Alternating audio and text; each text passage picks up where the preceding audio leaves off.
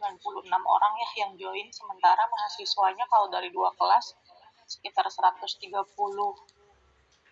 ya teman-teman. Jadi kita menunggu teman-teman yang lain sambil diingatkan untuk teman-teman PJ seluruh kelas, itu harap kepada setiap mahasiswa yang belum join Zoom biokimia harap segera join untuk mengikuti perkuliahan biokimia hari ini. Oke, baik, untuk semua teman-teman nanti untuk yang hadir silahkan langsung mengisi absensi di PJ ya teman-teman. Jadi pengisian absensinya seperti biasa, tanda tangan langsung di daftar kehadiran seperti itu. Oke, karena hari ini minggu ke-6 ya teman-teman, semua sudah terlihat ya untuk slideshow dari yang saya tampilkan.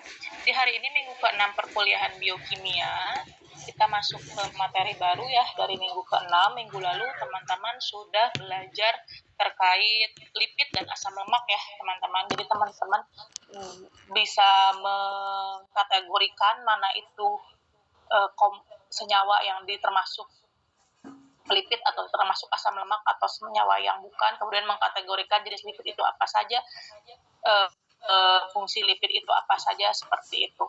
Ya, di minggu ini kita akan belajar terkait enzim ya.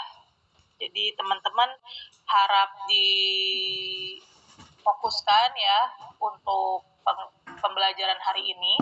Kemudian disiapkan catatannya karena seperti yang saya sampaikan untuk slide presentation atau untuk pemaparan materi dengan saya itu di slide-nya tidak banyak definisi atau kata-kata, hanya poin-poin saja. Kemudian jika ada hal-hal yang penting itu silahkan dicatat langsung yang keluar dari atau yang saya nyatakan seperti itu.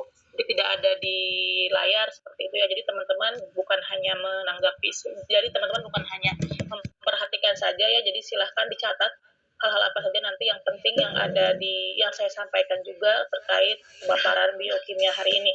Ya, jadi hari ini kita belajar terkait enzim ya, teman-teman. Mungkin teman-teman sudah belajar topik enzim ini di biologi sekolah menengah atas ya, di biologi SMA atau di SMP bahkan ya, terkait enzim di mata pelajaran IPA seperti itu. Nah, jadi di biokimia ini, mata kuliahnya biokimia, artinya kita akan belajar biokimia dalam farmasi, artinya kita akan belajar biologi ya, tapi dengan seni kimia, artinya belajar biologi tidak hanya dari definisi dan sebagainya, tapi teman-teman harus melihat struktur dan sebagainya karena di sini ada makna kimianya seperti itu ya. Nah, teman-teman mungkin sudah belajar sudah pernah tahu terkait enzim ya di jenjang sebelumnya, baik di sekolah IPA ataupun di teman-teman ketika SMA ya, di mata pelajaran biologi sendiri. Nah, jadi hari ini kita akan membahas lebih mendalam terkait enzim dalam konteks biokimia. Nah, ada yang tahu sebelumnya apa itu enzim? Atau teman-teman punya definisi enzim menjadi beberapa kata sehingga mudah dipahami? Di sini ada yang tahu apa sih enzim itu sebelum kita mulai perkuliahan? Oke, boleh, silahkan. Enzim adalah biomolekul berupa protein yang bertindak sebagai katalis dalam reaksi kimia di dalam tubuh, termasuk dalam proses pencernaan. Ya, betul ya Alia ya. Terima kasih atas penjelasannya tadi yang Alia sampaikan. Secara definisinya, enzim merupakan suatu katalis biomolekul ya. Jadi biomolekul itu artinya molekul yang ada dalam tubuh.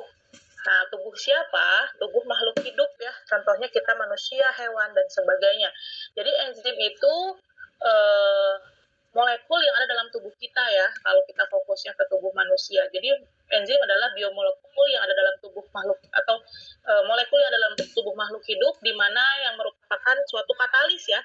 Tadi Alia menyebutkan enzim merupakan biomolekul yang berfungsi untuk atau sebagai katalis untuk mempercepat suatu reaksi kimia dalam tubuh, sederhananya seperti itu. Nah, pernyataan Alia benar atau ya teman-teman.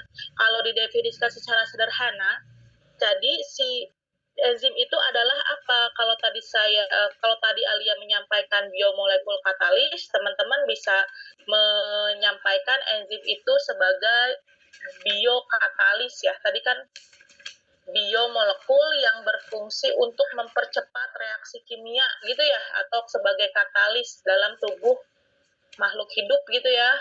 Jadi enzim itu merupakan biokatalis. Apa biokatalis? Molekul dalam tubuh yang berfungsi sebagai katalis. Nah, dari makna katalis itu apa? Katalis itu suatu molekul untuk mempercepat suatu reaksi kimia. Ini makna katalis, untuk mempercepat suatu reaksi kimia ya, suatu reaksi kimia. Reaksi kimia dalam apa yang terjadi? Reaksi kimia dalam tubuh, dalam tubuh makhluk hidup. Jadi si enzim ini ada dalam tubuh kita khususnya untuk apa sih? Dia berperan sebagai katalis. Untuk apa? Untuk mempercepat suatu reaksi dalam tubuh kita, ya, suatu reaksi dalam tubuh manusia. Jadi enzim itu suatu molekul atau tadi suatu biomolekul. Tadi awalnya dia biomolekul ya. Kalau di sebelumnya tadi Alia menyatakan enzim itu merupakan biomolekul.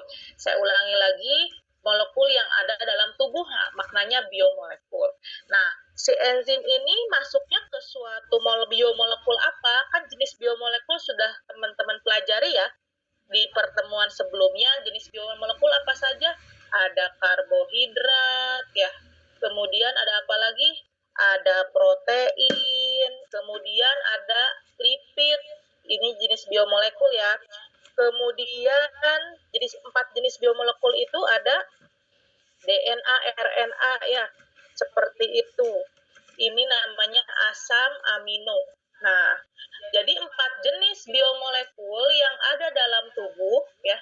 4 jenis molekul yang ada dalam tubuh, atau teman-teman bisa menyebutkannya 4 jenis, 4 kelompok biomolekul.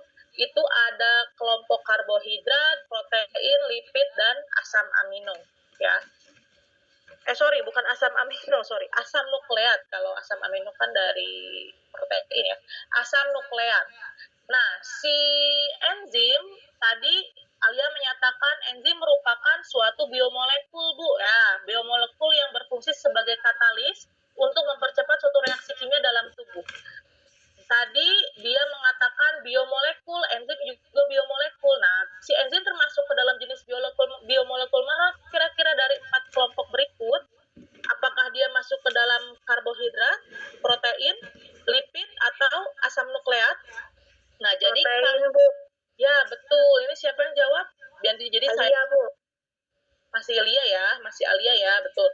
Jadi teman-teman yang lain juga kalau misalkan mau menjawab silahkan ya. Terima kasih Alia ya atas jawabannya.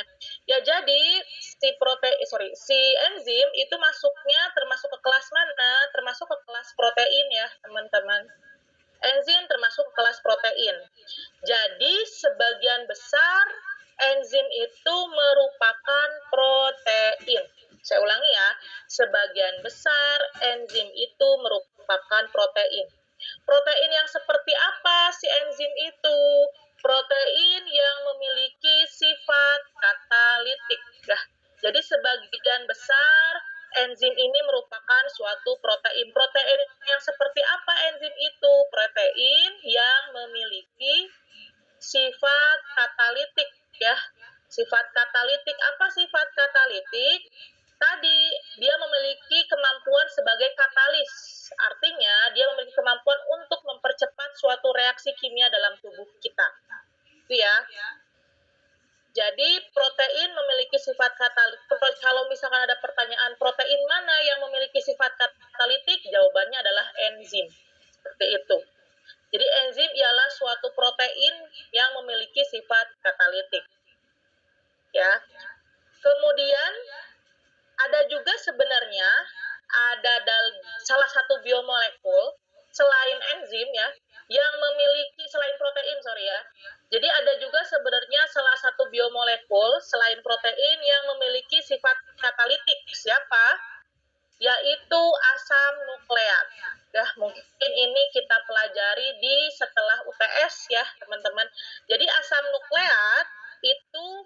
juga sifat katalitik. Jadi sebenarnya nggak cuma enzim yang memiliki sifat katalitik, ada juga si asam nukleat yang memiliki sifat katalitik. Siapa? Ada yang namanya RNA. Ya, RNA ini pada struktur ribosom ada ribozim namanya. Biasanya ribozim itu RNA yang menjadi enzim. Jadi ujung-ujungnya kalau misalkan dia suatu tadi ya, suatu biomolekul yang memiliki sifat katalitik itu namanya enzim ya, atau suatu jadi sehingga si enzim itu dinamakan biokatalis. Nah, sebagian besar enzim merupakan suatu protein ya, teman-teman. Jadi sebagian besar enzim merupakan protein. Nah, protein itulah yang memiliki sifat protein yang memiliki sifat katalik ya si enzim. Tapi ada juga biomolekul lain ya selain protein yang punya sifat katalitik ya.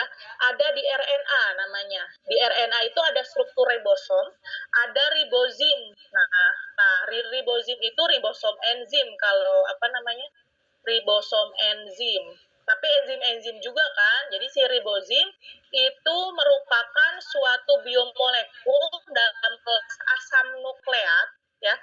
Tapi dia itu enzim, namanya ribozim. Tadi saya sampaikan ya, enzim ini sebagian besar merupakan suatu protein ya. Karena protein yang memiliki sifat katalitik yaitu namanya enzim. Tapi ada juga pada asam nukleat yang merupakan suatu enzim. Tapi siapa? Contoh salah satunya yaitu ribozim. Ribozim ada di mana? Ada di ribosom ya, dalam struktur DNA seperti itu. Ya. Nanti si asam nukleat ini akan dipelajari di materi setelah ini ya, teman-teman. Mungkin setelah UTS gitu ya. Nah, si ribosom itu tadi ya, si ribosom itu ada dalam struktur RNA. Kita sebelum masuk ke enzim kembali, mungkin teman-teman pernah belajarnya juga di sel ya, teman-teman. Mungkin di biologi sel, teman-teman juga mengenal ribosom gitu ya. Tapi nanti untuk di biokimia itu nanti akan dipadatkan ya sesuai dengan kebutuhan di biokimia saja ya, tidak sedalam teman-teman belajar di sel, seperti biologi sel seperti itu ya. Jadi si ribozim ini juga sama ya. Sebenarnya si ribosom enzim ini unit yang bisa membuat protein ujung-ujungnya ya, untuk sintesis protein, untuk proses translasi. Karena nanti teman-teman ketika belajar DNA RNA nanti ujungnya akan belajar sintesis protein seperti itu ya. Jadi nanti ada bagian asam nukleat yang bersifat katalitik yaitu si ribozim ya, atau ribosom yang ada dalam struktur RNA. Kemudian nanti ada sintetisnya juga yang berbasis DNA yaitu namanya DNA-zim seperti itu ya. Jadi itu secara garis besar enzim ya definisinya. Kemudian secara umum enzim itu ya merupakan golongan atau kelompok protein ya. Sebagian besar enzim itu merupakan suatu protein. Tapi ada juga enzim yang berasal dari asam nukleat ya, namanya ribozim, DNA-zim dan sebagainya. Ya, kemudian di slide selanjutnya kita lihat. Nah, ini apa ini? Nah, tadi teman-teman sudah bahas enzim ya. Jadi saya sudah memaparkan definisi enzim secara sederhana. Jadi enzim itu merupakan suatu biomolekul yang berfungsi sebagai katalis, artinya untuk mempercepat suatu reaksi kimia. Kadang kita sebut enzim itu merupakan suatu biokatalis ya. Nah, enzim ini masuk ke dalam kelas protein karena sebagian besar enzim itu merupakan suatu protein. Nah, yang teman-teman lihat di sini, yang teman-teman lihat di slide ini merupakan dan yang akan kita bahas detail pada kesempatan atau pertemuan hari ini, kita akan belajar atau membahas enzim yang berbasis protein ya. Jadi bukan enzim yang berbasis asam nukleat tadi ya, enzim yang berbasis protein. Nah, seperti yang teman-teman lihat di slide ini, jadi teman-teman juga karena kita akan bahas enzim yang berbasis protein ya, enzim yang berbasis protein. Karena kan tadi ya sebagian besar enzim yang merupakan protein ya.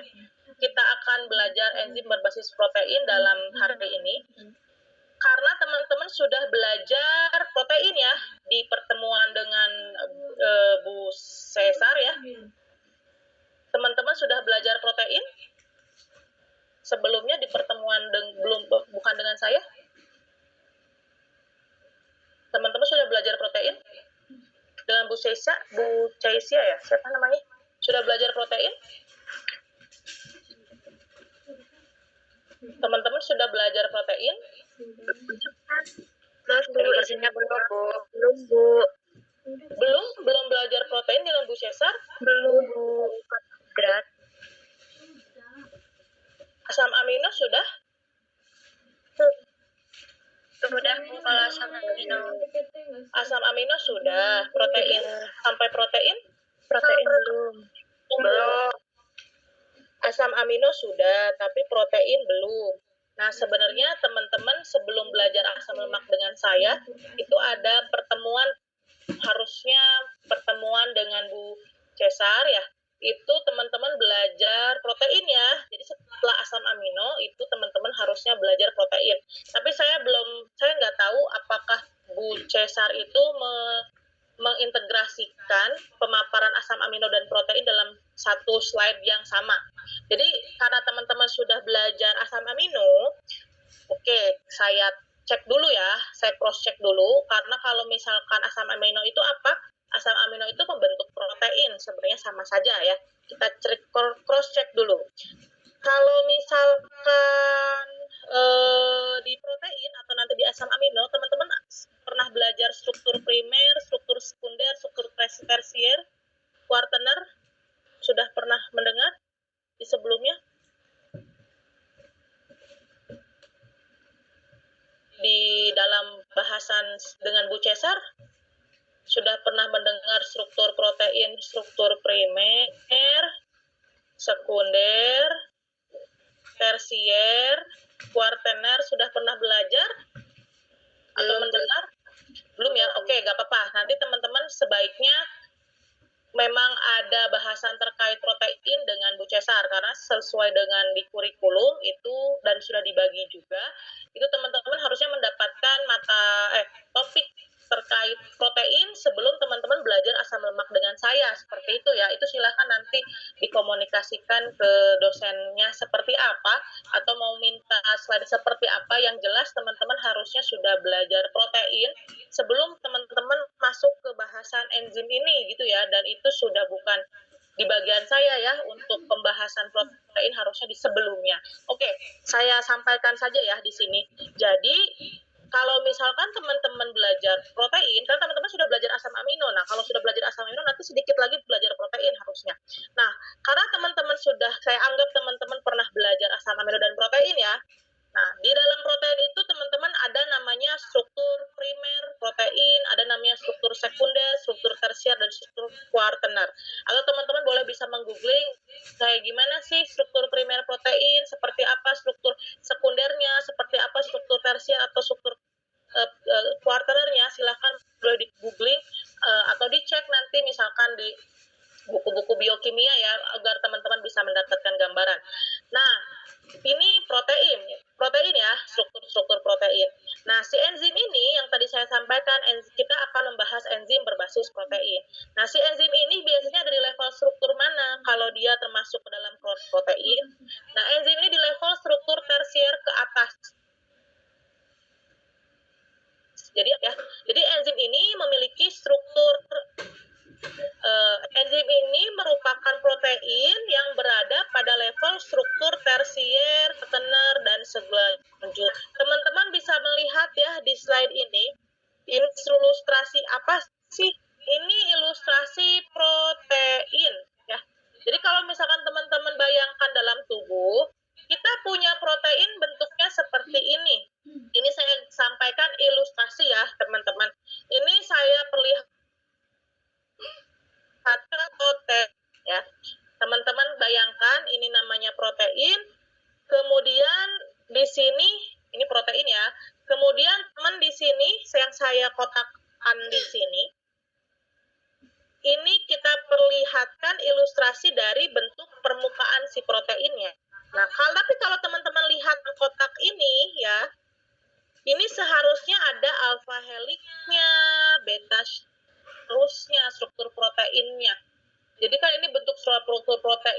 saya ilustrasikan yang dalam buku biokimia gitu ya. Kemudian yang menurut yang ilustrasinya mirip dengan yang ada dalam tubuh. Jadi teman-teman bayangkan ini struktur protein. Ya, ini struktur protein. Sebenarnya struktur protein itu harusnya ada dalam alpha helixnya, beta sheath-nya, dan seterusnya. Lalu teman-teman lihat fokus di sini, dalam sebuah protein ini ada semacam pocket, kantong ya, segini. Teman-teman fokus ke yang merah ini, yang saya kotakan. Ada semacam pocket, itu nanti akan terikat substratnya. Nah, substrat itu reaktannya. Ya, jadi ketika teman-teman mungkin untuk di praktikum biokimia itu harusnya ada praktikum dengan modul protein ya. Jadi teman-teman nanti akan praktikum atau mungkin sudah pernah praktikum praktikum biokimia yang dengan topik enzim ya, enzim berbasis protein, itu nanti akan mengenal yang mana namanya enzim, yang mana namanya substrat ya. Jadi kita bayangkan di sini, makanya saya tuliskan reaksinya, ketika E itu enzim, kemudian S ini substrat.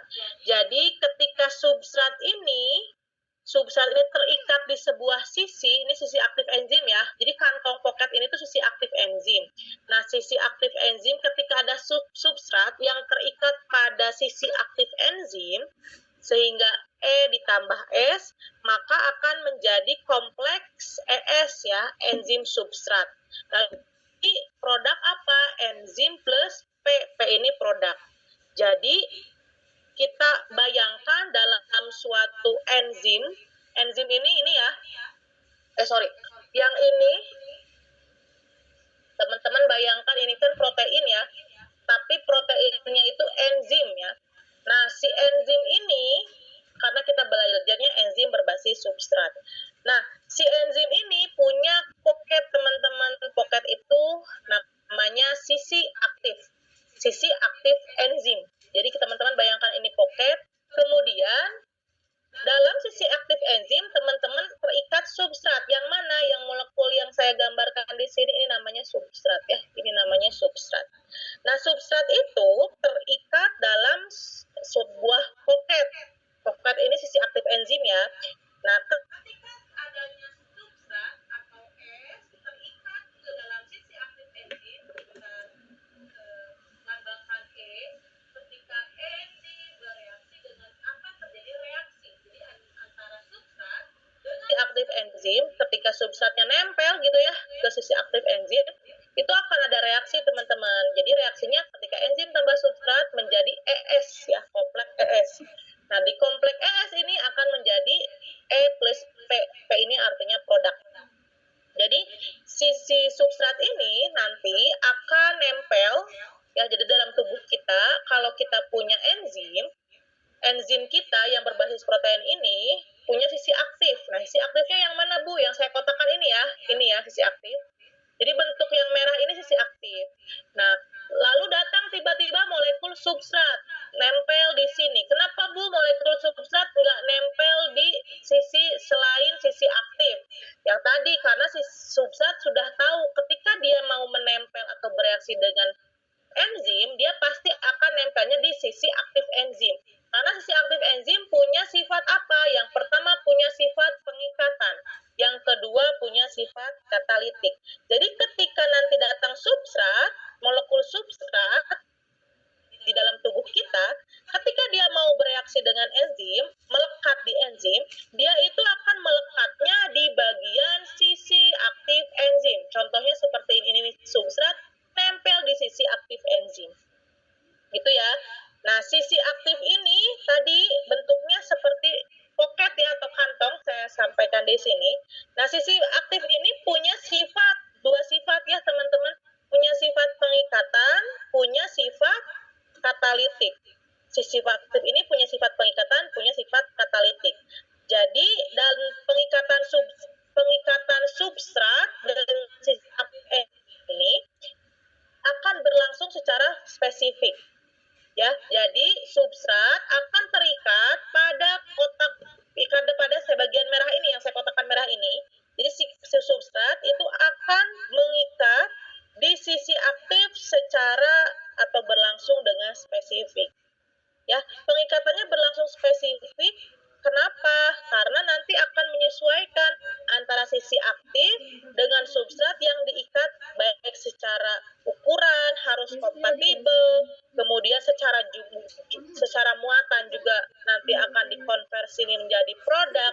Jadi nanti substrat ini yang nempel ke sisi aktif enzim itu punya sifat spesifik atau berlangsung secara spesifik.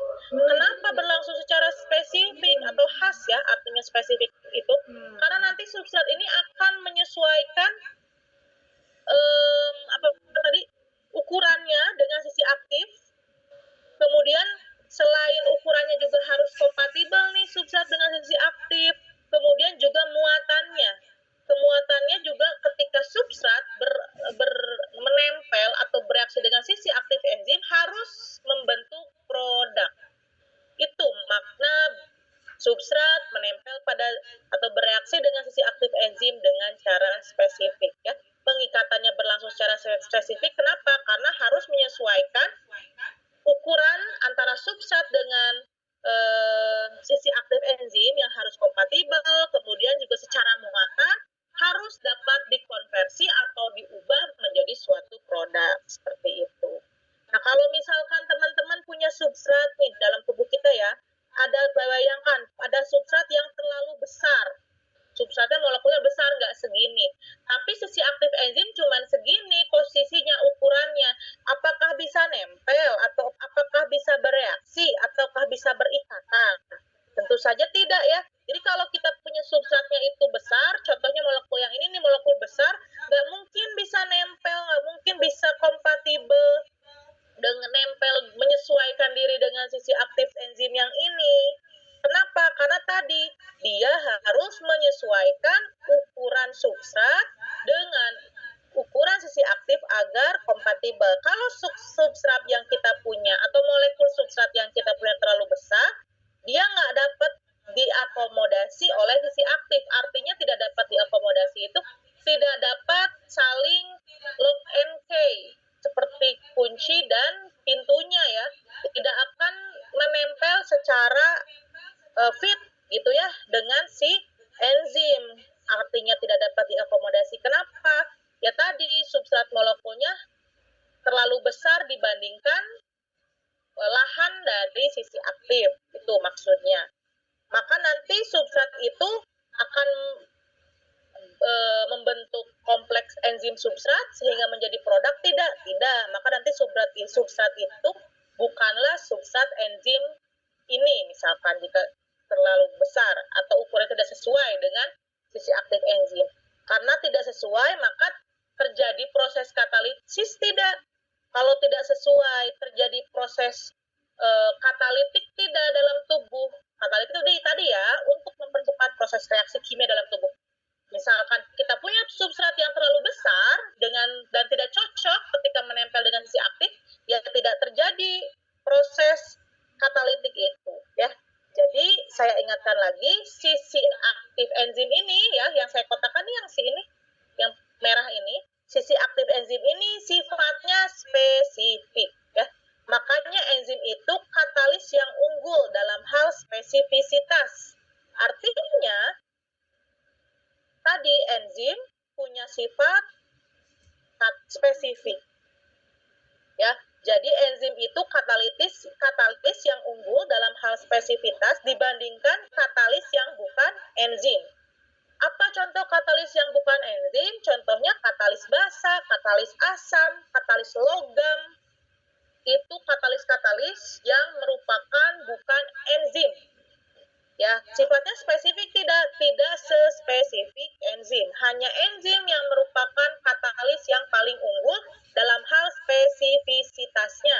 Karena tidak ada yang mengalahkan spesifiknya katalis selain enzim. Ya tadi ya, karena enzim ini diberikan atau dianugerahi oleh Tuhan ya. Artinya sudah sesempurna mungkin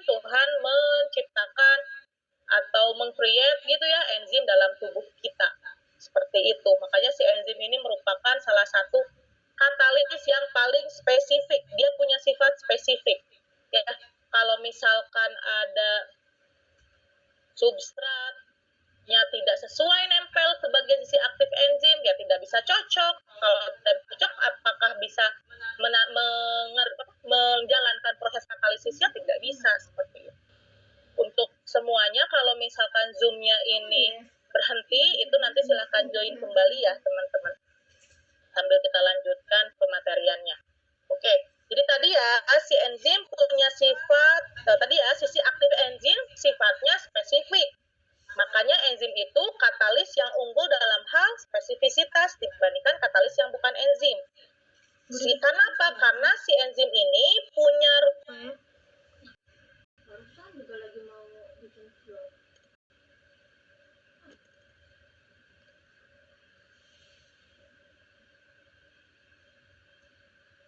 Bikin vlog jam segini kita zoom, jam segini lagi kita zoom, jam segini lagi kita zoom.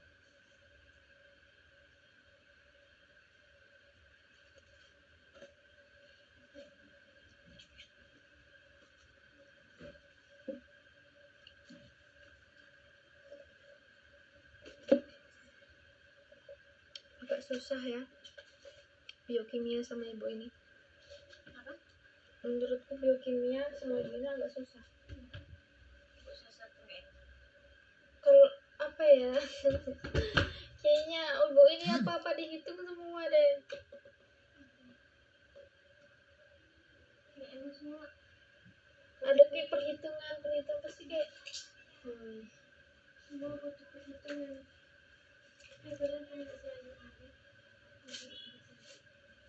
Kalau kayak gini bagus sih. Iya kan ini enggak begini.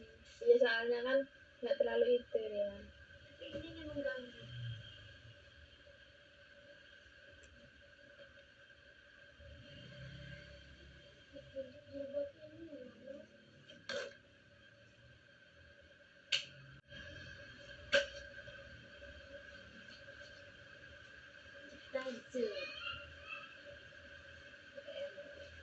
Aku mau hemat aja lah ya Allah.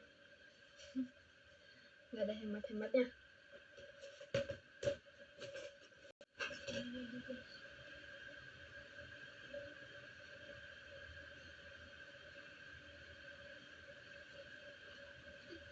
Kok foto? Siapin foto.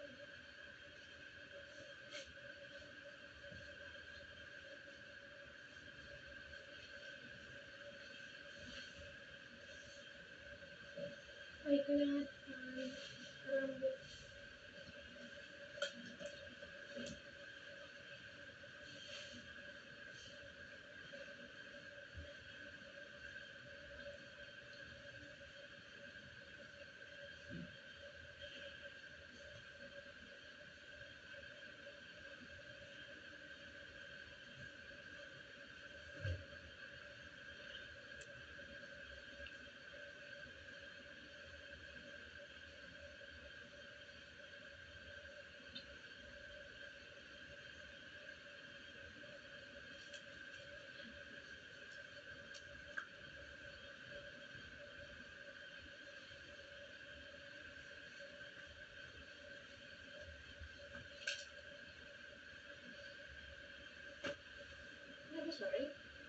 Sorry. Belum pada masuk semuanya.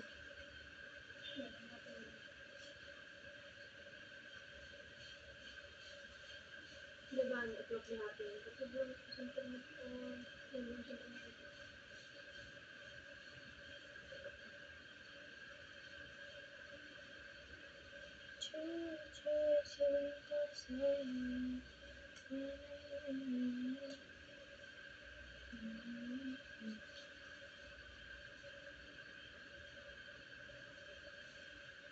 Ya, semuanya apakah slide-nya sudah terlihat kembali? Sudah ya, oke kita lanjutkan ya teman-teman pemaparannya ya. Jadi tadi ya, dalam suatu, teman-teman bayangkan ini merupakan suatu enzim dalam tubuh ya, enzim yang merupakan protein ya. Ini merupakan enzim yang ada dalam tubuh, kemudian si enzim ini punya sisi aktif. Saya kotakkan di sini ya, yang merah ini sisi aktif, dan sisi aktif enzim ini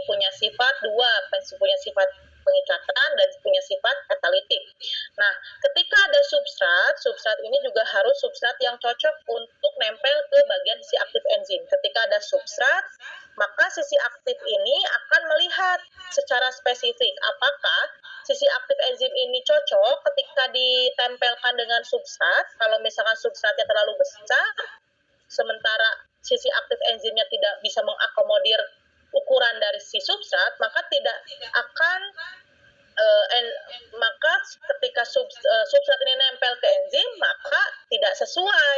Kalau tidak sesuai, akan menjalankan nggak sifat katalitik enzim? Tidak akan menjalankan sifat katalitik enzim.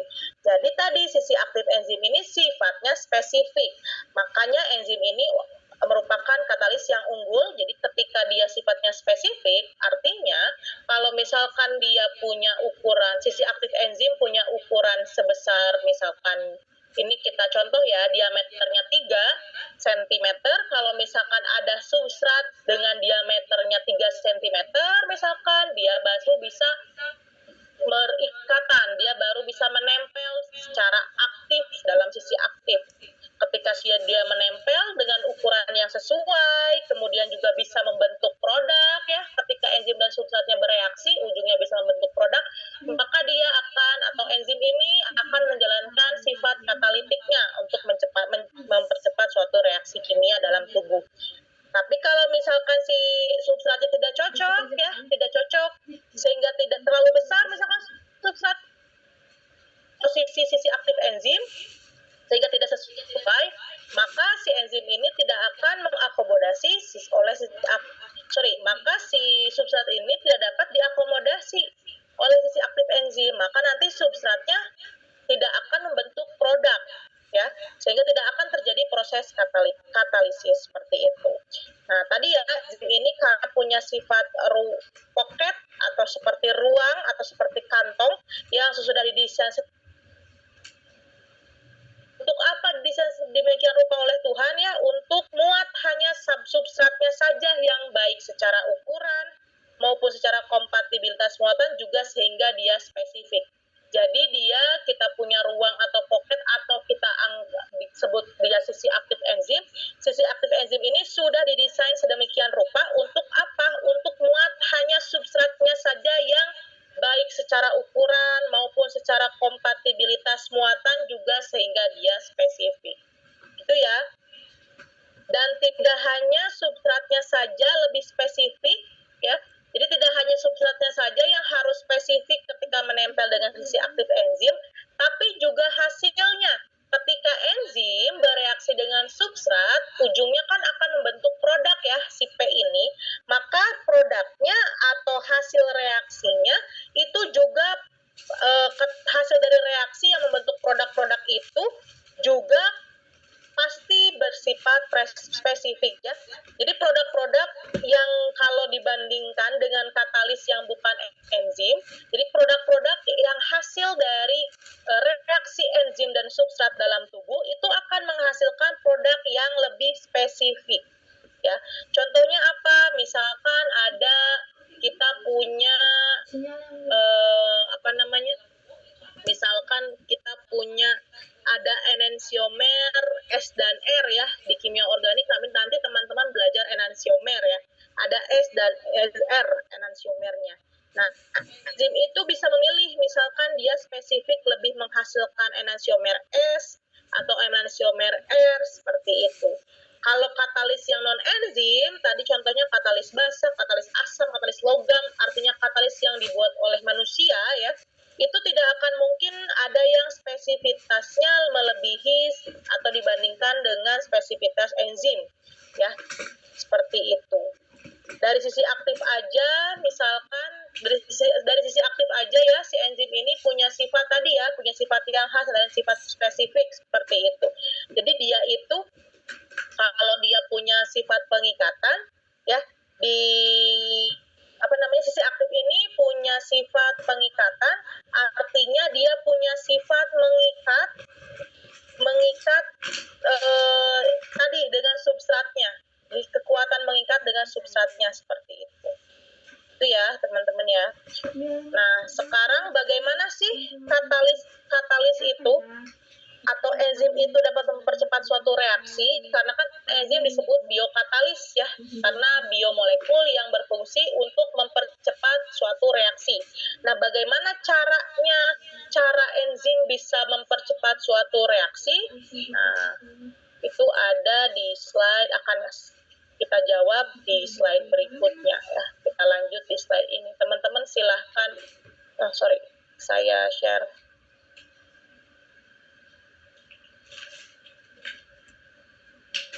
Ya, sudah terlihat ya. Ya, teman-teman silahkan perhatikan yang slide ini ya. Jadi, karena tadi teman-teman sudah mendapatkan sedemikian rupa konsep bagaimana enzim itu melakukan pekerjaannya ketika dia bereaksi dengan substrat, itu seperti apa, substrat yang seperti apa yang mengikat di sisi aktif enzim, kemudian nanti hasilnya harus menjadi produk seperti apa secara konsepnya. Nah, sekarang gimana sih caranya enzim ini yang merupakan suatu biokatalis, artinya enzim ini merupakan suatu katalis dalam tubuh yang bisa mempercepat suatu reaksi kimia dalam tubuh. Dan bagaimana sih caranya?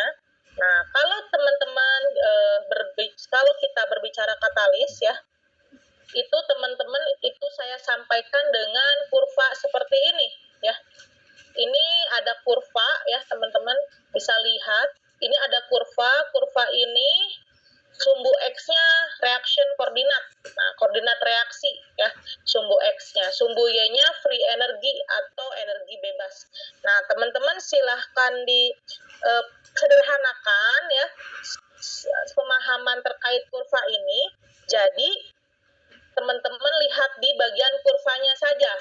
Jangan terlalu bingung dengan sumbu X, sumbu Y-nya. Nanti teman-teman akan paham sendiri. Untuk sederhananya, sumbu X itu artinya sumbu reaksinya. Jadi seberapa banyak reaksinya. Kalau sumbu Y itu sumbu energinya, energi yang dibutuhkan ketika reaksi kimia berlangsung. Nah, sekarang teman-teman bayangkan, jadi kalau misalkan dalam tubuh kita kan tadi ketika kita punya enzim, kemudian punya sisi aktif enzim, ada pocket seperti kantong gitu ya, kemudian nanti datang substrat, nempel ke bagian sisi aktif enzim, itu akan dicek sama sisi aktif enzim ini, apakah substratnya itu yang datang menghampiri dia sudah cocok secara ukuran, sudah kompatibel, kemudian secara muatan juga sudah cocok atau sudah kompatibel sehingga menghasilkan suatu produk yang bisa bereaksi dan bisa dapat dikatalisis dengan sempurna, seperti itu ya. Nah, jadi gimana sih proses mempercepat reaksinya? Jadi kalau misalkan teman-teman lihat di sini, jadi umumnya S ini adalah substrat ya. Jadi S ini kita anggap substrat. S ini substrat, P ini kita anggap produk ya. Jadi ada substrat, ada produk.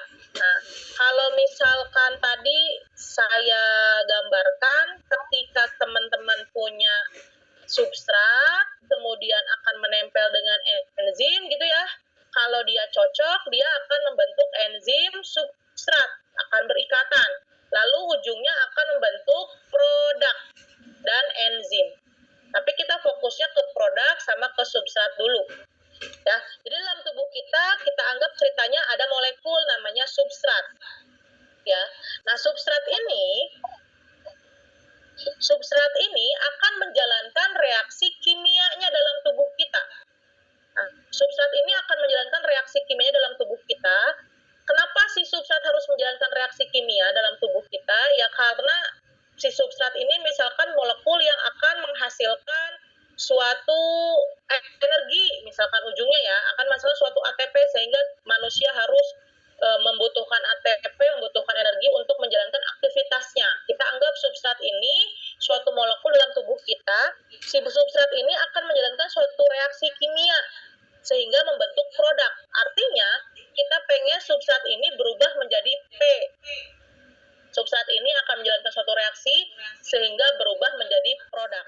Nah, teman-teman bisa lihat jalurnya ya. Kalau misalkan lihat di sini, si substrat ini energinya di sini, energinya. Sementara kalau si produk energinya di sini, ya. Si produk energinya di sini. Nah, teman-teman lihat jalurnya. Ketika substrat akan berubah menjadi produk, itu substrat itu harus melewati jalur seperti ini. Naik ke atas sampai puncak, sampai keadaan transisi atau transition state, dan turun lagi sampai turun dia membentuk produk. Ya, itu jalan ketika substrat harus membentuk produk dalam tubuh. Ya, jadi ada energi dari substrat ke puncak ini, naik energinya. Ini kan energi ya. Substrat membutuhkan energi yang lebih banyak, naik energinya sampai ke puncak ini, sampai ke keadaan transisi. Lalu kemudian si substrat itu harus turun kembali sampai membentuk produk. Tentunya kalau lihat prosesnya, ya, kalau lihat proses setimbangnya, kalau kebalikannya produk menjadi substrat, produknya yang sekarang kita lihat mulai mendekati ke puncak. Kalau dari produk ke substrat itu energi aktivasinya dari bawah ke puncak ini. Jadi ada namanya energi, ya, energi aktivasi, ya. Apa itu energi aktivasi? Energi yang diperlukan untuk untuk melewati atau untuk mencapai suatu reaksi kimia, itu namanya energi aktivasi, ya. Jadi dari puncak ini ada keadaan transisi, ya, tadi ya, dari puncak keadaan transisi kemudian harus turun membentuk produk. Kalau kita lihat proses setimbangnya, ya, artinya proses bolak-baliknya substrat ke produk, produk ke substrat, itu kita lihat nih, misalkan proses setimbangnya, proses setimbang itu proses bolak-baliknya tadi ya, dari substrat menuju produk, dari produk menuju substrat, itu produknya yang sekarang puncak, ya. Jadi produk puncak, ya. Jadi kalau dari produk ke substrat itu energi aktivitas dari bawah ke puncak, ya. Jadi teman-teman lihat di sini delta G-nya ini energi aktif. Jadi dari substrat ke produk ini kan energinya, dari produk ke substrat ini juga energinya. Nah, teman-teman bisa lihat kalau dari produk substrat itu energi aktivasinya dari bawah ke puncak, ya. Dari produk ke substrat itu dari bawah ke, ya,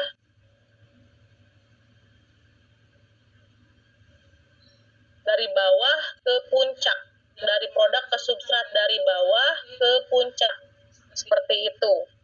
Kalau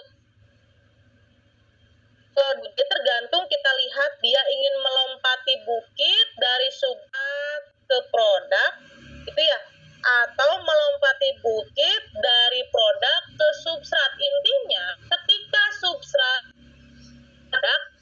substrat akan berubah menuju atau menjadi produk, substrat itu harus melompati bukit atau melewati bukit, hanya energi aktivasi. Jadi harus melewati energi ini sampai dia turun. Dari juga sama, ketika produk menuju substrat juga sama, harus melewati di puncak ini baru turun. Nah, yang jelas pasti ada bukitnya yang dia loncati, ya. Ketika dari substrat menuju produk meloncati, dari produk menuju substrat meloncati juga. Nah, si bukit ini yang diloncati ini analogikan besarnya energi aktivasi, ya. Ini energi aktivasi. Jadi teman-teman punya energi di sini, lihat. Teman berubah menjadi produk, itu energinya tinggi. Kenapa tadi harus meloncat terus, energinya tinggi sampai dia turun kembali. Dari produk juga sama. Kalau menuju substrat, pengen dibalik proses kesetimbangan, ya, kalau dalam tubuh itu sama, itu energinya tinggi. Nah, sedangkan energi ini adalah energi minimal suatu reaksi. Artinya, jadi ketika substrat menuju menjadi produk, itu harus melampaui energi ini sehingga menghasilkan reaksi sehingga produk.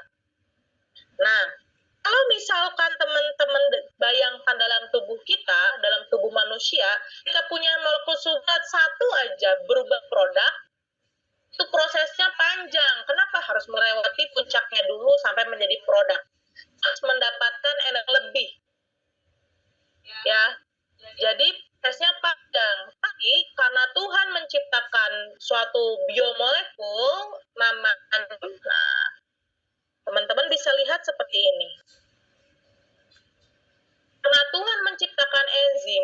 tubuh kita, ya, menciptakan enzim dalam tubuh manusia. Ketika kita punya substrat akan membentuk produk, itu tidak harus sampai jalur puncak yang tinggi, ya. Jadi kan dari substrat menuju produk itu jalurnya ada jalur hitam, ini ya, jalur hitam ini yang tadi ya sampai menuju kemudian turun sampai produk. Kalau jalur hitam itu adalah jalur katalis. Katalis dalam tubuh, jadi jalur tanpa enzim, namanya di sini uncate, jadi catalyze. Sedangkan biru itu jalur dengan katalis, makanya di sini saya bilang cat, pakai katalis. Jadi ketika surat berubah menjadi produk dalam tubuh kita, ketika molekul berubah menjadi produk, ada dua jalur. Ada jalur tanpa enzim yang hitam, ada jalur dengan enzim, karena Tuhan menciptakan enzim dalam tubuh kita. Nah, teman-teman bisa bayangkan itu harus naik sampai puncak, lalu turun. Ini kan energi aktivasinya ya. Nah, kalau jalur yang biru dan jalur dengan enzim, Tuhan menciptakan kita nggak perlu naik sampai energinya tinggi. Hanya sedikit, kemudian turun lagi, naik lagi, turun lagi, sampai dia menjadi produk. Dan adanya enzim dalam tubuh manusia, enzim itu yang membuka jalur baru. Ini ya, enzim yang membuka jalur baru. Tadinya jalur hitam saja, ketika substrat berubah menjadi produk, jalurnya jalur hitam. Tapi dengan adanya enzim ini membuka jalur baru yang jalur biru ini. Ya, jadi kalau yang jalur biru ini delta G-nya, delta G katalis, artinya energi yang diperlukan untuk membentuk reaksi. Jadi energinya artinya dengan artinya yang dilakukan enzim itu sebetulnya adalah menghentikan jalur lain dengan energi aktivasinya yang rendah. Kalau tadi saya sampaikan energi aktivasi apa? Energi minimum untuk menjalankan suatu reaksi kimia. Ini energi aktivasinya yang di sebelah sini. Yang biru energi aktivasinya yang ini. Energi aktivasinya. Lebih tinggi yang hitam atau yang biru energi aktifnya? Ya jelas yang hitam. Jadi mencapai energi aktivasinya lebih sulit kalau dia, sementara yang biru yang dengan enzim energi aktivasinya lebih. Artinya si enzim ini mencarikan jalur lain. Jadi tugas dia sebagai katalisator itu seperti apa? Reaksi kimia. Jadi enzim itu mencarikan jalur lain. Jalur lain apa? Dengan energi aktivasi yang lebih rendah. Ya, jadi tugasnya enzim ini. Enzim merupakan suatu katalis. Dia dapat mempercepat suatu reaksi. Bagaimana cara dia mempercepat suatu reaksi kimia? Dia akan tarikan jalur lain dengan energi aktivasi yang rendah. Ketika kita punya jalur lain untuk merubah substrat menjadi produk, ya, akan bereaksi kimia dari substrat menjadi produk dengan jalur enzim, dengan jalur biru ini, maka jalurnya akan lebih rendah E-nya. Kalau misalkan energi aktivasinya lebih kecil atau energi aktivasinya lebih rendah, itu seperti apa? Jadi ketika dia mempunyai jalur dengan mekanisme yang berbeda, jadi yang pertama kan naik turun. Kalau jalurnya dengan enzim kan dia lebih smooth ya, artinya lebih mudah jalurnya, tidak sampai puncak baru turun. Dia dengan katalis sekarang energi aktivasi, energi yang dibutuhkan untuk reaksi dari substrat menjadi produk menjadi lebih kecil. Jadi energi aktivasinya menjadi lebih rendah. Kenapa? Karena ada jalur atau mekanisme lain, itu kerja katalis secara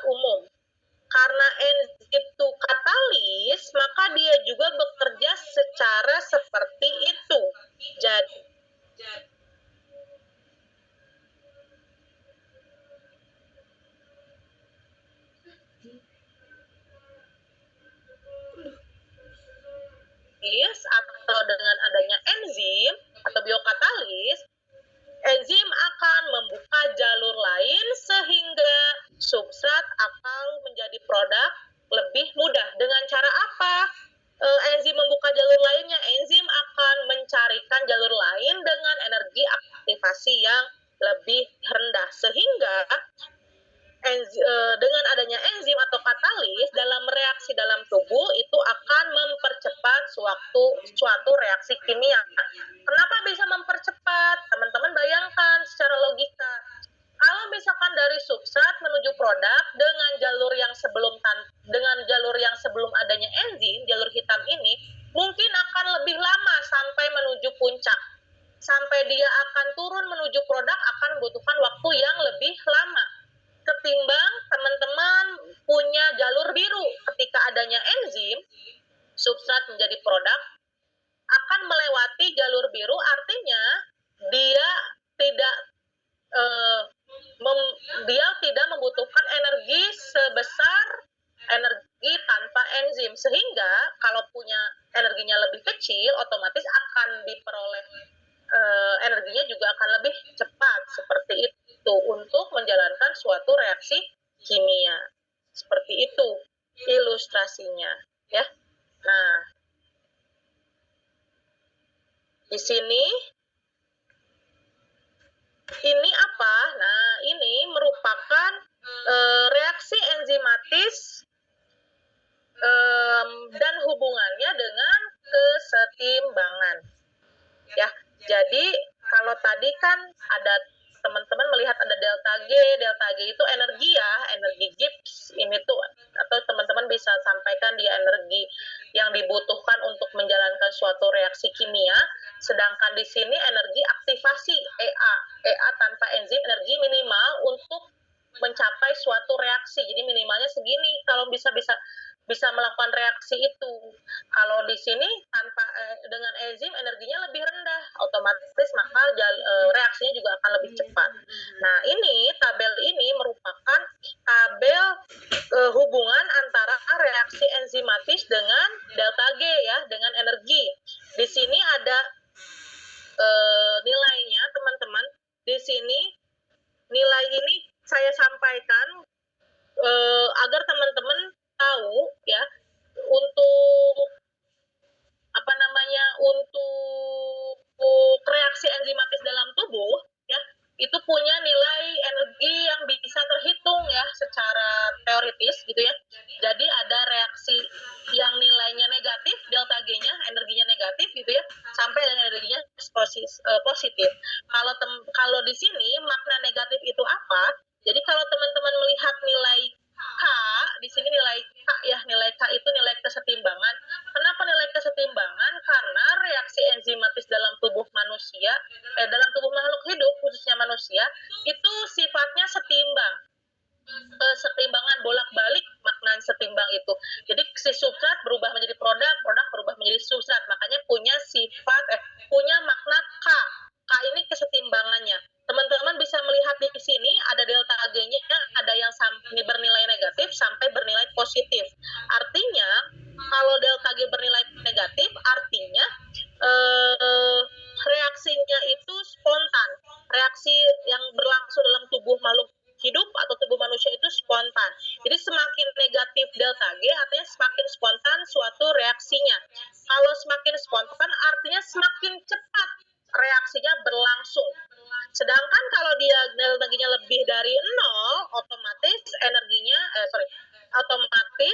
reaksinya tidak spontan. Teman-teman bisa lihat, yang positif ini kita katakan tidak spontan. Teman-teman lihat K-nya, kesetimbangannya sangat kecil, 10 pangkat minus sekian.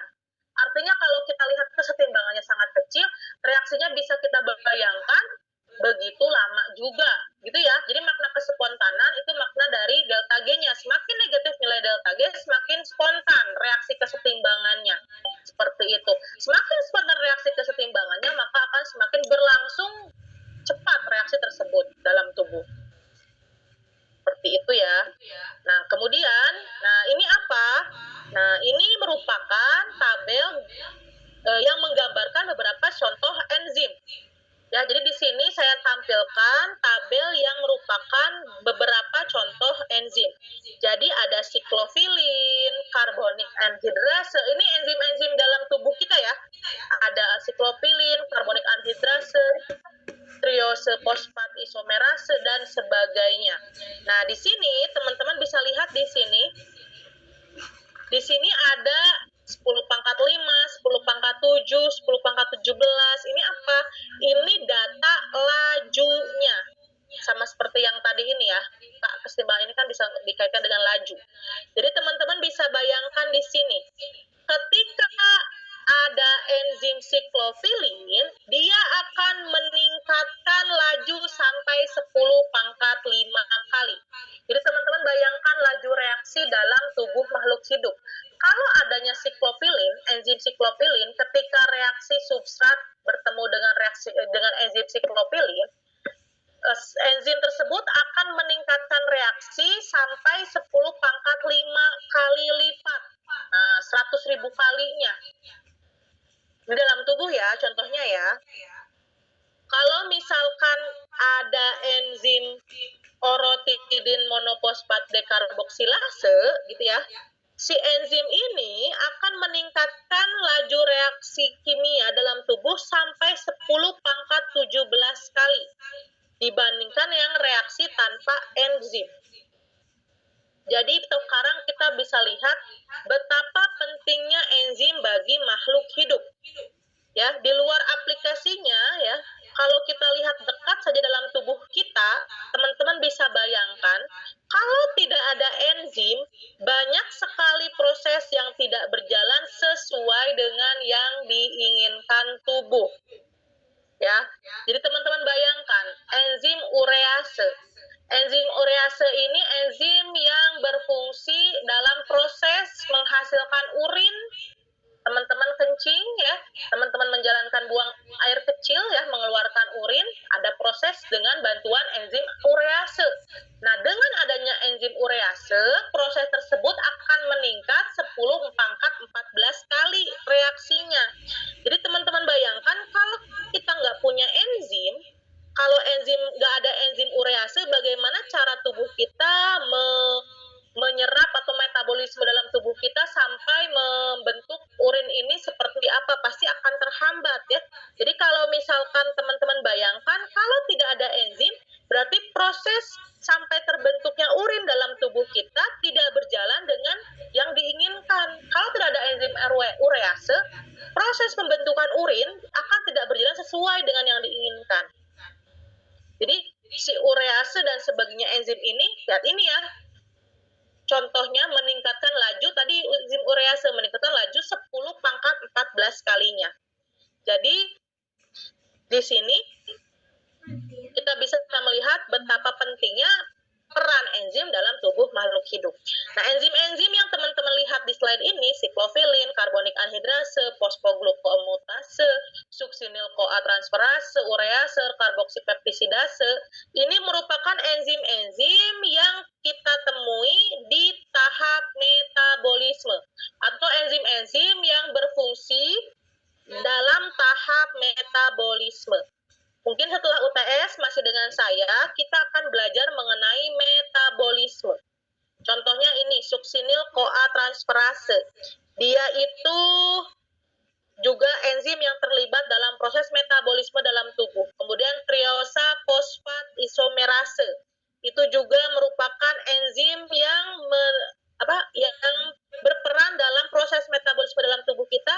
Dia mempercepat 10 pangkat 9 kali atau 1 miliar kalinya dalam proses reaksi dalam tubuh kita. Contohnya seperti itu. Kalau tidak ada si triosa fosfat isomerase yang meningkatkan laju 10 pangkat 9 kalinya atau 1 miliar kali, kalau tidak ada triosa fosfat isomerase dalam tubuh kita, ya, maka reaksi dalam tubuh kita akan 1 miliar kali lebih lambat. Tadi juga ya, kalau tidak ada urease dalam tubuh kita, maka reaksi proses pembentukan urin akan 10 pangkat 14 kali lebih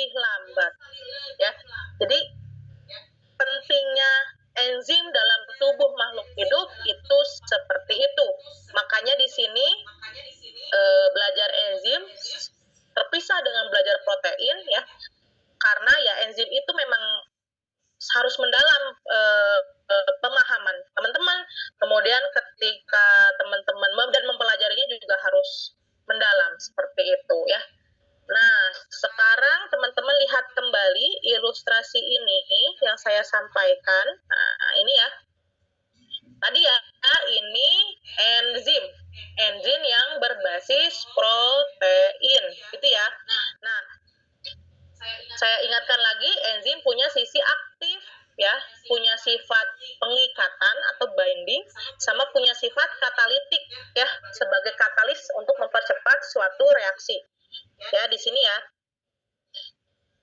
Jadi teman-teman, bentuk enzim bisa lihat di sini.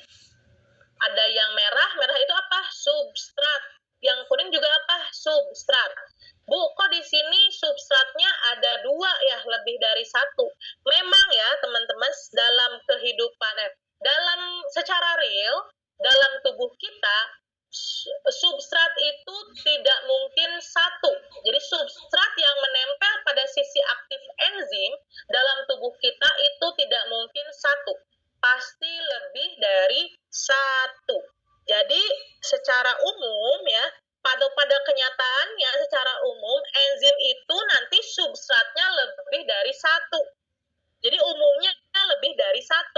Jarang rasanya contoh enzim yang 1 substrat saja, apalagi dalam tubuh kita ya. Nanti kedua substrat itu, contohnya ini ya, langkah kanan kita punya enzim, baru mengikat 1 substrat yang kuning. Kemudian datang nih substrat yang merah, dia akan mencocokkan ke sisi aktif enzim.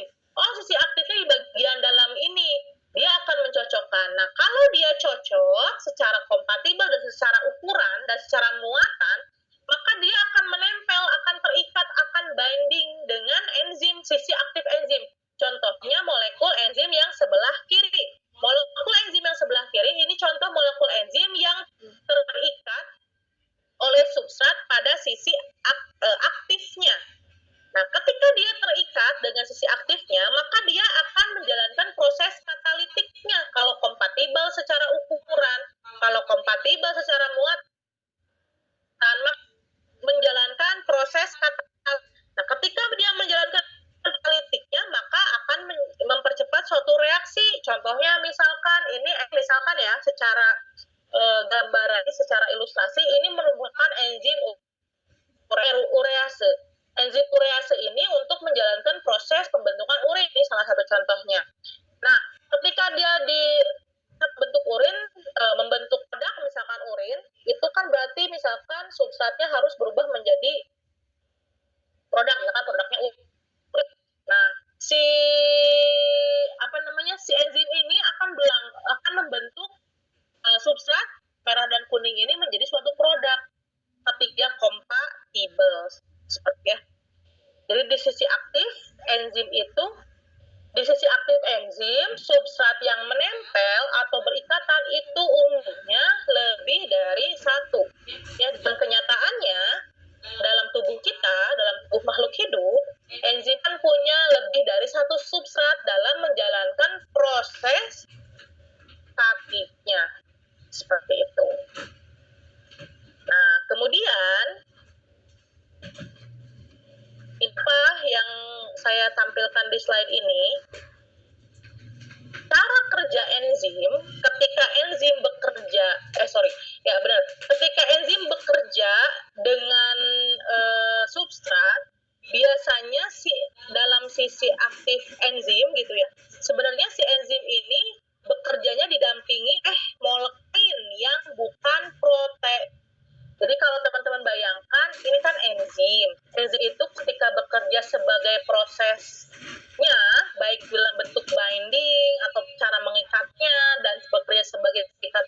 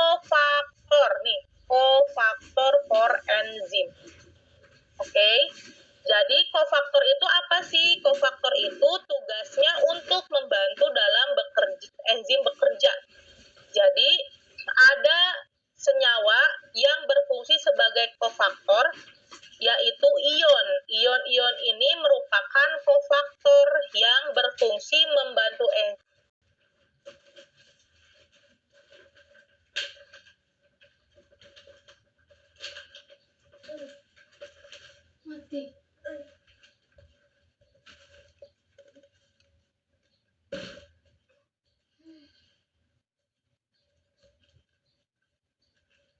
Aduh. Kelihatan lah.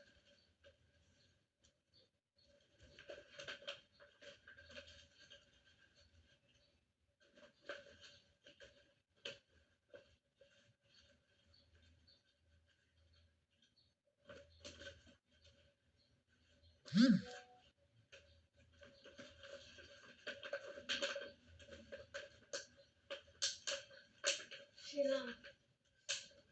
Mataku langsung mata saya.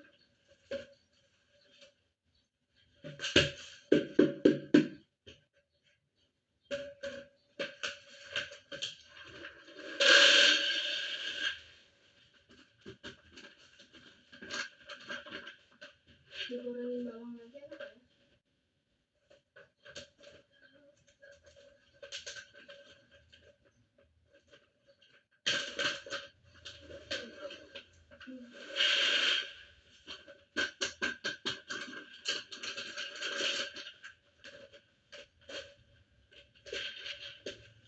Campuran sama ini. Tidak pernah ada yang aku.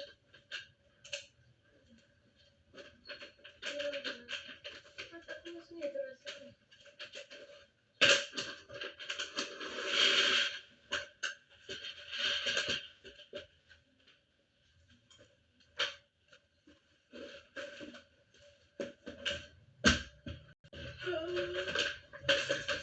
Beli ini lagi. Mahal di sini coy. Nah, aku kesana mahal.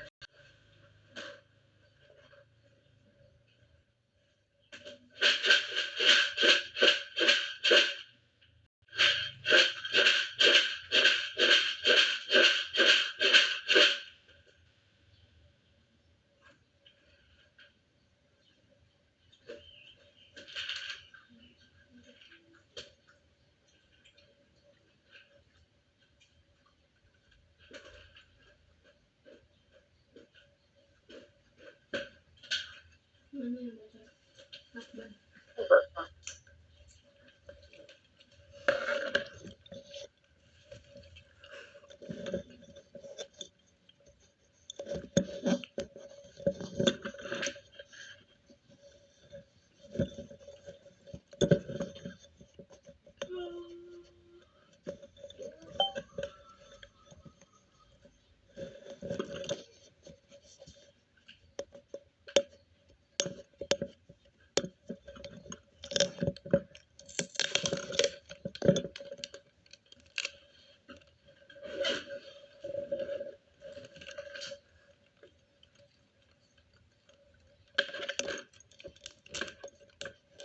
Cepat lah ini ke bawah ini kan.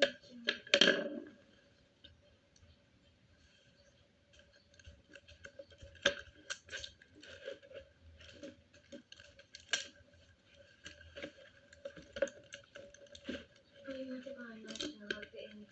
Aduh, gimana? Dilepas casingnya. Taruh kipas. Soalnya ini ada apa? Dikipasin ke. Udah dulu lah casnya lagi. Ini kagak ini aku bilang. Ini kan itu kemarin. Apa namanya tabung reaksi? Lebih. Sambil dikipasin. Ya, sekarang apakah sudah terlihat kembali slide saya? Sudah, Bu. Oke, kita punya waktu 15 menit lagi ya teman-teman sebelum berakhir perkuliahan karena perkuliahan 100 menit ya. Jadi kita lanjutkan ya pemateriannya ya. Mungkin 15 menit lagi ya terakhir. Jadi ini tadi ya sebelumnya saya menyampaikan cara kerja enzim atau enzim dalam melakukan aktivitasnya, aktivitas katalitiknya dalam menjalankan mempercepat suatu reaksi kimia gitu ya dalam tubuh kita itu punya pembantunya atau punya molekul yang bantuin. Molekul apa? Molekul yang bantuin, molekul yang non protein ya teman-teman. Nah namanya kofaktor. Ini namanya ya kofaktor.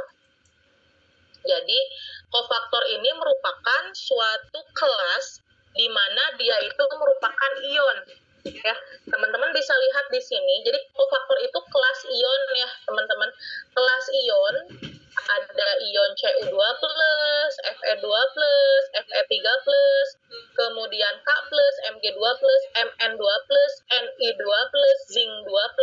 Ion-ion ini ada dalam tubuh kita, ada dalam tubuh manusia atau ada dalam tubuh makhluk hidup. Jadi ion-ion ini juga sudah dianugerahi oleh Tuhan ya. Jadi dalam tubuh kita punya ion besi Fe2+, punya ion besi Fe3+. Nah, si ion besi ini atau si kofaktor ini ini ada di mana sih dalam tubuh kita? Itu ada di enzim sitokrom oksidase, ada di enzim katalase, ada di enzim peroksidase. Jadi setiap enzim itu punya kofaktornya masing-masing. Setiap enzim punya pembantunya masing-masing dalam menjalankan tubuh. Ada magnesium, ada ion Mg2+. Nah, umumnya si kofaktor Mg2+ ini ada dalam enzim apa? Ada dalam enzim heksokinase, ada dalam enzim glukos 6-fosfatase, ada dalam enzim pirufat kinase. Mereka ini nih, heksokinase, glukos 6-fosfatase, enzim pirufat kinase ini merupakan enzim-enzim yang terlibat dalam metabolisme glukosa dalam tubuh kita.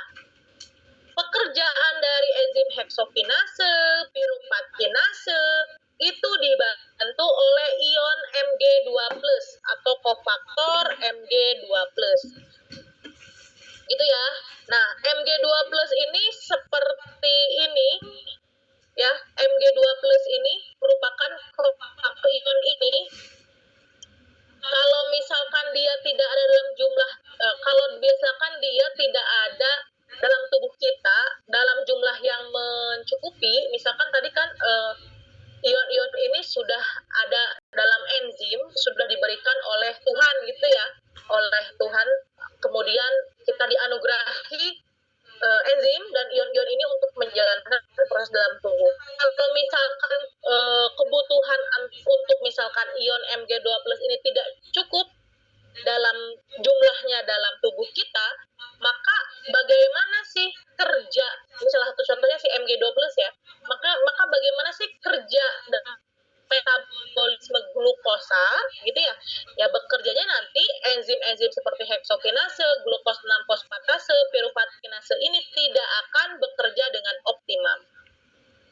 Nah, kalau kita ingin enzim dalam tubuh kita bekerja dengan optimum, itu seperti apa harusnya? Misalkan kita sudah dianugerahi oleh Tuhan, sudah ada kofaktor, sudah ada enzim, tapi kita ingin agar semua proses yang berlangsung dalam tubuh kita itu bekerja secara optimum gitu ya, biar tidak ada penyakit yang akan biar tidak ada hal-hal yang miss dalam proses metabolisme tubuh kita, itu harus seperti apa? Nah, biasanya kita butuh mengkonsumsi mineral. Teman-teman bisa lihat di sini, ion-ion ini merupakan ion-ion mineral. Mg2+, Cu2+, K+, Ni2+, zinc 2+, ini merupakan ion mineral. Jadi kenapa kita harus mengkonsumsi mineral? Misalkan magnesium, zat besi, nanti tubuh kan akan membutuhkan ion ya, ion mineral. Nanti ya tadi untuk mengoptimalkan proses yang terjadi dalam tubuh kita. Contohnya seperti itu. Kenapa kita harus mengkonsumsi air mineral? Bukan air yang tanpa mineral. Karena tubuh kita butuh mineral tersebut. Mineral tersebut salah satunya untuk apa? Salah satunya ini, mineral tersebut salah satunya sebagai kofaktor dalam enzim. Kofaktor itu dibutuhkan oleh enzim. Kenapa dibutuhkan? Karena dapat membantu pekerjaan enzim. Otomatis kita juga sebagai manusia harus mengkonsumsi mineral-mineral tersebut ya. Dari mana kita mengkonsumsi mineral tersebut? Dari makanan, dari minuman, seperti itu. Seperti Fe2+, Fe3+ ini. Nah, si kofaktor mineral ini, kofaktor ion ini, kofaktor besi ini berguna untuk enzim di hemoglobin, enzim peroksidase, katalase, dan sebagainya, itu untuk enzim di hemoglobin. Seperti itu ya. Jadi, biasanya si Fe ini biasanya berfungsi untuk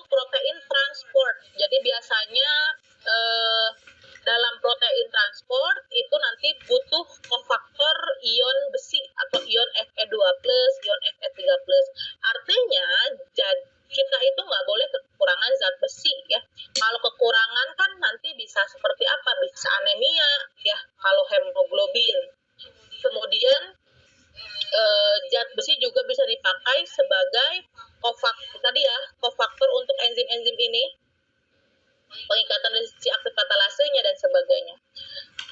Jadi kalau misalkan apa dalam enzim, ion-ion ini merupakan kofaktor ya. Ion-ion ini merupakan kofaktor yang biasanya disebut mineral. Kenapa? Karena ion-ion mineral ya. Ion-ion ini merupakan kofaktor yang membantu tugas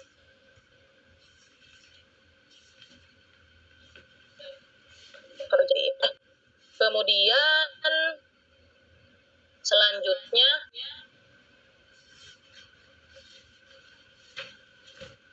nah ini teman-teman bisa di sini silahkan dibaca dulu secara seksama. Nah, ini juga sama. Ini juga kalau tadi kan pembantu enzim namanya kofaktor. Pembantu enzim yang merupakan ion-ion mineral itu namanya kofaktor. Ada lagi pembantu enzim yang lain. Jadi enzim itu ketika dia bekerja sebagai katalis, dia bekerja dalam tubuh kita, dia punya pembantu. Salah satu pembantunya tadi kofaktor. Kofaktor ini tadi ya ion-ion mineral yang membantu tugas enzim. Nah, ada lagi pembantu enzim yang lain, yaitu namanya koenzim. Teman-teman bisa lihat di sini. Selain ion mineral tadi, ion Fe2+, Mg2+, K+, gitu ya, biasanya ada senyawa organik yang lebih kecil, bentuknya dari enzim, yang nempel di enzim, namanya koenzim. Yang nempel di enzim sebagai apa? Sebagai pembantu enzim, jadi membantu enzim dalam bekerja. Contohnya apa si koenzim ini? Teman-teman bisa lihat di sini, bioktin, koenzim A, 5-deoksiadenosil kobalamin atau koenzim B12, ada lipoat, ada nikotinamid adenin dinukleotid, ada tetrahidrofolat, ada tiamin pirofosfat. Ini semua merupakan molekul organik. Kalau tadi kofaktor itu ion ya, ion logam yang membantu pekerjaan enzim namanya kofaktor. Ada lagi molekul kecil, molekul organik berukuran kecil yang membantu pekerjaan enzim yang nempel di tubuh enzim namanya koenzim. Nah, dia itu tadi ya lebih kecil strukturnya. Jadi senyawa organik ini atau bioktin koenzim A saya menyebutkannya senyawa organik. Jadi senyawa organik ini kecil kalau dibandingkan dengan protein. Mereka semua kecil. Teman-teman silahkan kalau penasaran lihat strukturnya di googling atau di Google gitu ya, silahkan googling sendiri. Nah, disebutnya apa? Koenzim. Teman-teman pernah dengar nama-nama ini misalkan B12 gitu ya? Vitamin B12, dietary precursor ilmamal. Ada lagi vitamin B1, vitamin B6, vitamin B2. Nah, teman-teman seharusnya pernah mendengar kelas-kelas ini ya. Nah, teman-teman bisa lihat di sini. Jadi sebenarnya kalau tadi kan kofaktor itu ion-ion jenis mineral. Kalau enzim-enzim ini jenis apa? Kalau koenzim ini senyawa organik jenis apa? Jadi sebenarnya koenzim yang membantu pekerjaan enzim ini kelas mikronutrien. Jadi sebenarnya ini kelas mikronutrien. Jadi ini kelas mikronutrien. Gitu ya. Nah, mikronutrien itu kelas apa sih? Kelas vitamin. Ya. Jadi kalau ion tadi kan jenis mineral. Makanya kalau misalkan ingin efektif pekerjaan enzim daripada ion-ion ini, teman-teman silahkan mengkonsumsi mineral. Baik itu dalam makanan maupun minuman, gitu kan? Agar proses pembentukan agar proses yang melibatkan enzim ini, misalkan proses metabolisme glukosa, proses dalam hemoglobin manusia itu berlangsung optimal, teman-teman bisa meningkatkan dengan mengonsumsi mineral baik dalam makanan maupun minuman. Nah, tapi kalau misalkan enzim-enzim ini ya enzim tapi kalau misalkan ada pembantu enzim ini yaitu koenzim, dia merupakan senyawa organik yang lebih kecil yang nempel di struktur enzim yang berguna untuk membantu pekerjaan enzim. Lalu bagaimana cara dia membantunya? Lalu bagaimana cara dia untuk meningkatkan pekerjaan enzim atau mengoptimalkan pekerjaan enzimnya? Nah, teman-teman, karena kita bisa lihat koenzim ini kelasnya mikronutrien. Nah, kelas enzim ini jenisnya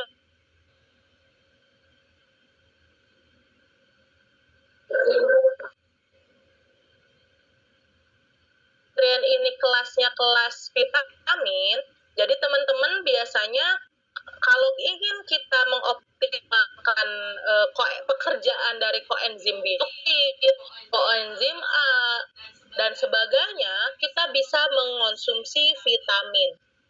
Jadi teman-teman misalkan mau mengonsumsi vitamin B12, nah dia akan mengoptimalkan pekerjaan dari koenzim ini, 5-deoksyadenosylcobalamin dan sebagainya. Misalkan mau mengoptimalkan vitamin B1, ingin mengoptimalkan pekerjaan koenzim tiamin, maka teman-teman konsumsi vitamin B1 seperti itu, dan seterusnya seperti yang saya sampaikan di sini. Contohnya di sini, misalkan di vitamin B1 kan tiamin ya. Kalau misalkan kekurangan vitamin B1, maka akan terjangkit penyakit beri-beri. Nah, kemudian ya berarti teman-teman kenapa ada penyakit beri-beri itu ya tadi, karena tadi proses pembentukan atau proses reaksi kimia yang menyebabkan misalkan sehingga kekurangan vitamin B1 itu terjadi. Nah, harusnya gimana ya teman-teman, silakan konsumsi vitamin B1 seperti itu. Atau di sini virodoksin. Ya, virodoksin ini vitamin B6. Ini seringkali ada di dalam mana? Suplemen. Kemudian ada lagi metilkobalamin. Nah, metilkobalamin ini vitamin B12 ya, metilkobalamin dan seterusnya. Berperan, ini kelompok koenzim itu kelompok jenis mikronutrien ya, atau jenis vitamin dalam atau kelompok vitamin dalam tubuh makhluk hidup. Jadi sebenarnya dalam tubuh kita juga sudah dianugerahi oleh vitamin ya, atau mikronutrien seperti itu. Jadi vitamin ini berperan sebagai pembantunya, atau koenzim ini berperan sebagai pembantunya suatu enzim dalam melakukan aktivitas katalitiknya. Sama hal seperti kofaktor tadi ya, yang mineral, ion mineral, tapi hanya istilahnya saja yang berbeda. Kalau koenzim itu seringnya, kenapa namanya koenzim? Karena dia merupakan atau mengandung senyawa-senyawa organik yang kecil, misalnya vitamin. Bukan vitamin, termasuk dalam kelompok mikronutrien yaitu vitamin. Seperti itu. Kalau misalkan yang sebelumnya namanya kofaktor, karena tadi mineral, istilahnya saja yang berbeda. Tapi perannya sama atau tidak, Bu? Sama, perannya membantu pekerjaan enzim. Nah, di dalam sini tidak ada vitamin C ya. Kenapa? Nah, vitamin C juga sebenarnya vitamin C, kenapa? Karena saya tidak menyatakan saja, tidak menampilkan saja, tapi vitamin C juga termasuk koenzim ya, teman-teman. Jadi dalam tubuh kita ada vitamin C ya. Dalam tubuh kita ada vitamin C yang termasuk koenzim juga, terutama untuk enzim-enzim yang mensintesis apa kalau vitamin C? Kolagen biasanya ya.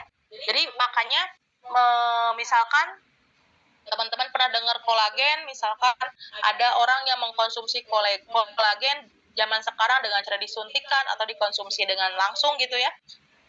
Itu untuk apa biasanya? Si kolagen ini fungsinya untuk triple helix kolagen. Nanti ada dalam struktur sekunder protein biasanya.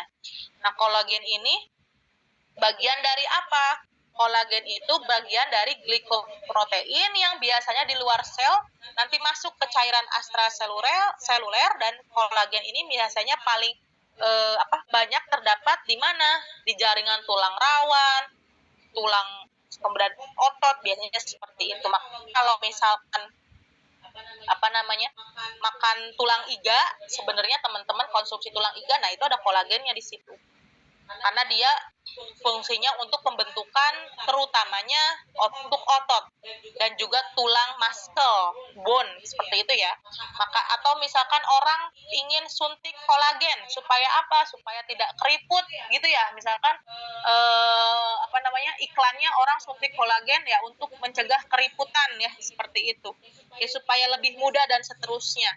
Nah, itu ya tadi ya, karena tadi si kolagen ini untuk pembentukan otot seperti itu. Contohnya. Jadi pekerjaan enzim itu tidak sendiri. Enzim yang merupakan suatu protein itu bekerja didampingi oleh struktur non-protein. Ada namanya koenzim yang merupakan jenis mikronutrien dalam kelas vitamin ya. Ada yang namakan kofaktor, yaitu ion-ion mineral.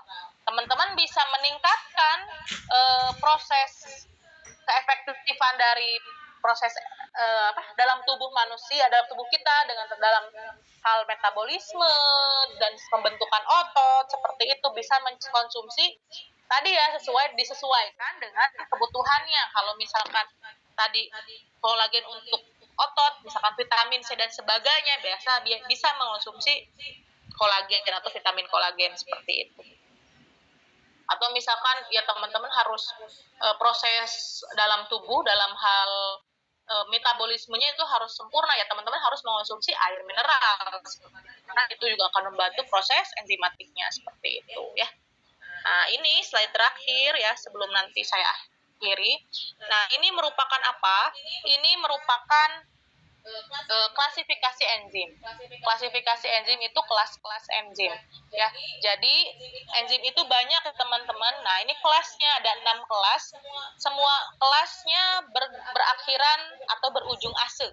Oksido reduktase, transferase, hidrolase, liase, isomerase, ligase. Jadi enzim itu banyak namanya berujung ase ya. Meskipun ya ada juga yang enggak berujung ase sih, tapi umumnya enzim itu atau banyaknya namanya berujung ase. Ada juga sih yang namanya tripsin ya, kemudian yang nggak berujung ase. Tapi selebihnya seperti tabel ini ya, ini berujung ase ya. Oksidoreduktase, transferase, hidrolase, liase, isomerase, ligase. Itu ciri khas nama enzim. Nah, kita bisa mengklasifikasikan enzim ini menjadi 6 kelas berdasarkan apa sih diklasifikasikan enzim ini? Nah, klasifikasi enzim ini menjadi 6 kelas ini berdasarkan tipe reaksi yang dikatalisis. Ya, kalau dia mengkatalisis oksidoreduktase ya. Kalau dia mengkatalisis oksidoreduktase, nah ini namanya reaksi redoks gitu ya. Ya, reaksi yang melibatkan transfer elektron, maka enzim itu kita namakan oksidoreduktase.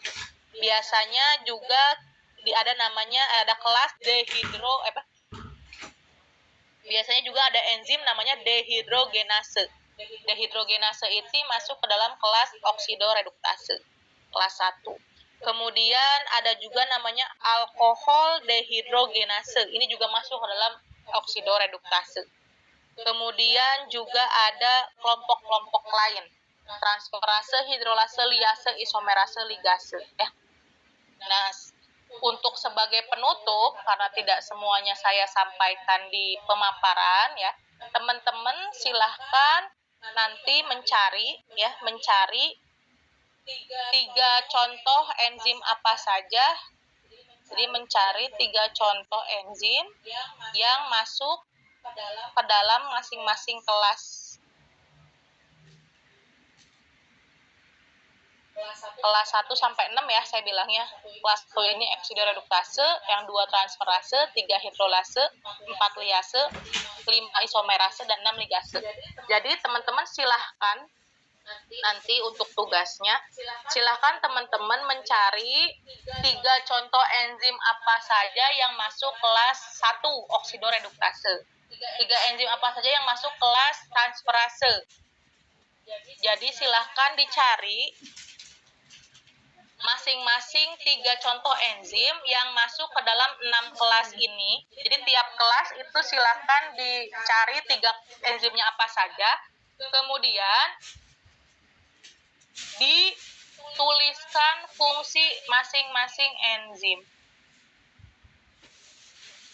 Ya, jadi ini tugas mandiri.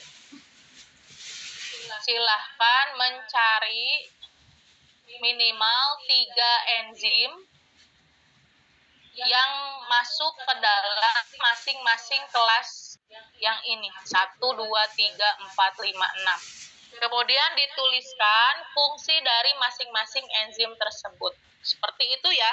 Untuk tugas minggu depan, seperti biasa, tugasnya dikumpulkan di Google Classroom Biokimia. Ya, minggu depan itu nanti tugasnya dikumpulkan di hari Jumat sore ya maksimal. Di mana minggu depannya di tanggal 2 ya. 2 Mei 2024 via Google Classroom, GC Classroom ya. Ini tugas mandiri atau tugas individu seperti itu. Sampai sini ada yang ingin ditanyakan sebelum saya akhiri perkuliahan biokimia hari ini?